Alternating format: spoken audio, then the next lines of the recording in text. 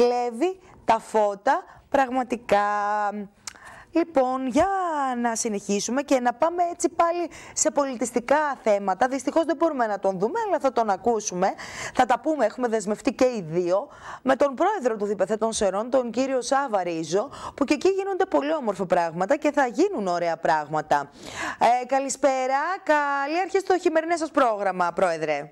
Καλησπέρα σε εσάς και τους τηλεθεατές σας και καλό μήνα να έχουμε με υγεία. Καλό μήνα με υγεία, εορταστικός μήνας. Εσείς σήμερα συνέντευξη τύπου για το χειμερινό σας πρόγραμμα. Ένα δυνατό πρόγραμμα, έτσι.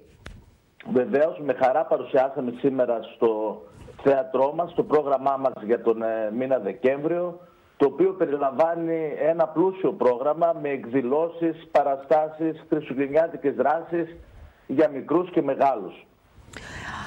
Δεν είναι μόνο χριστουγεννιάτικες, είναι γενικότερα το χειμερινό πρόγραμμα. Όλο το πρόγραμμα του μήνα Δεκεμβρίου. Όλου του Δεκεμβρίου μόνο. Βεβαίως, που ξεκινάει σιγά σιγά, επειδή είναι αρκετά συμπυκνωμένο, άμα σας πω δηλαδή συνοπτικά πόσες δράσεις κάνουμε. Πόσες κάνετε, πρόεδρε?